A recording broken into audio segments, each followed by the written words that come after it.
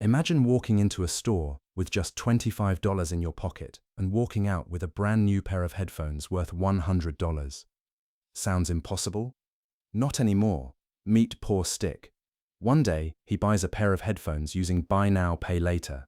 Only $25 today. The rest? Future poor Stick can deal with it.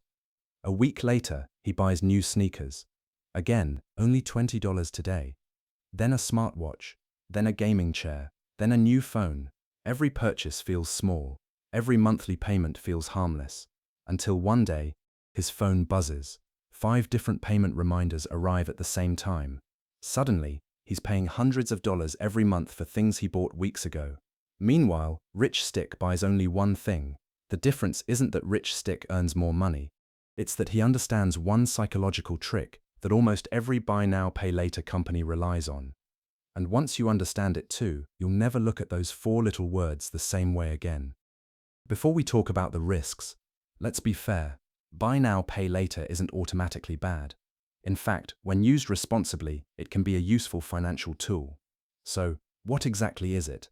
Buy Now, Pay Later, or BNPL, is a payment method that lets you receive a product immediately while paying for it over several smaller installments. Instead of paying $400 for a laptop today, you might pay $100 today, then another $100 every 2 weeks until it's fully paid off. Companies like Klarna, Afterpay, Affirm, and PayPal Pay in 4 have made this incredibly easy. In many cases, if you make every payment on time, you won't even pay interest. That sounds like a great deal. And sometimes, it genuinely is. If you already have the money, and you're simply managing your cash flow, Buy Now, Pay Later can actually work in your favor. So why are economists, financial planners, and consumer psychologists becoming increasingly concerned about it? Because the real danger isn't the payment plan. It's what the payment plan does to your brain. Imagine you're asked to eat an entire cake. That sounds like a lot. But if someone cuts that cake into 4 neat slices, suddenly it doesn't feel nearly as overwhelming. The cake hasn't become any smaller, it just looks easier to consume. Buy Now, Pay Later works in exactly the same way. The total price doesn't change, only the way your brain experiences it does. And that's where things get interesting. Why do so many people end up spending more than they planned? The answer has less to do with money and more to do with psychology. Every time we buy something, our brain experiences what's known as the pain of paying. It's a real psychological effect. When you hand over cash, you physically see your money disappear. That feels painful. Paying with a debit card hurts a little less, a credit card hurts even less. And Buy Now, Pay Later, that's often the least painful of all. Why?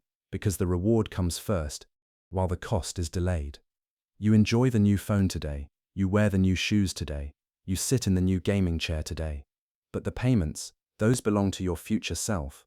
Economists call this present bias. We naturally place more value on immediate rewards than future consequences. It's why eating cake today feels more attractive than dieting tomorrow. It's why watching one more episode sounds better than going to bed. And it's why buying something today feels easier when someone tells you, "Don't worry, you can pay later." There's another trick happening too. It's called mental accounting. Instead of thinking, "I'm spending $800, your brain thinks, "I'm only spending $50 every 2 weeks. The total cost hasn't changed, but your perception has. And when something feels cheaper, we become far more likely to buy it. That's exactly why Buy Now, Pay Later has become one of the fastest growing payment methods in the world. It doesn't reduce the price. It reduces the psychological resistance to spending. Now let's see what happens over time. Poor Stick doesn't buy one expensive item. He buys several affordable ones. A pair of sneakers, a smartwatch, a gaming console, a new phone, a coffee machine. Each purchase seems manageable. $20 here, $30 there, $40 next week. None of them feels like a major decision. But then, the calendar moves forward, and something unexpected happens. Every one of those small payments begins arriving at the same time. Suddenly, poor Stick isn't paying $20, he's paying hundreds. Not because one purchase was expensive, but because dozens of small commitments have quietly piled on top of each other. Think of it like a snowball. At first, it's tiny, easy to control, but every purchase adds another layer, and another, Before long, the snowball has become an avalanche. This is what financial experts sometimes call payment stacking. Individually, every payment looks harmless. Together, they become a serious monthly obligation. The danger isn't one bad decision, it's many small decisions that never felt dangerous in the first place. That's why buy now, pay later often catches people by surprise. Not because they bought too much at once, but because they bought a little too much, over and over again. If many buy now, pay later plans charge no interest, how do these companies make billions of dollars? The answer is surprisingly clever. Their biggest customers aren't shoppers, they're retailers. Every time you choose buy now, pay later, the store often pays a fee to the BNPL company. Why would a business do that? Because customers tend to spend more when flexible payments are available. Imagine you're shopping online, you see a jacket for $200, you hesitate, then you notice another option, pay just $50 today. Suddenly, the purchase feels much easier, even though the total price hasn't changed. Studies have consistently shown that shoppers often spend more and buy more frequently when installment options are available. That benefits retailers, which means they're happy to pay BNPL companies for helping increase sales. Some providers also earn money through late fees, interest on longer-term financing, and partnerships with merchants. In other words, their business succeeds when more people use the service. That's not necessarily a bad thing, but it's important to understand the incentives. Their goal isn't to help you spend less. Their goal is to make spending feel easier. Whether that's good or bad depends entirely on how you use it. So, does Rich Stick avoid buy now, pay later completely? Not necessarily. Sometimes he uses it. But there's one important difference. Before clicking Pay in 4, Rich Stick already has enough money to pay the full amount immediately. He simply chooses to spread the payments for convenience or cash flow management. The money is already sitting safely in his account. Every payment is scheduled automatically. No surprises, no stress, no missed deadlines. Poor Stick does the opposite. He uses buy now, pay later because he can't comfortably afford the purchase today. The payment plan becomes permission to spend money he hasn't truly set aside. Over time, that difference changes everything. Rich Stick uses buy now, pay later as a financial tool. Poor Stick uses it as financial permission. And that's a dangerous habit. Here's a simple rule that can prevent most buy now, pay later mistakes. If you couldn't comfortably pay for it in full today, you probably shouldn't finance it in 4 payments either. Monthly payments can change how something feels. They never change what it actually costs. Buy now, pay later isn't good. And it isn't bad. It's simply a tool. Like any financial tool, it depends on who's using it.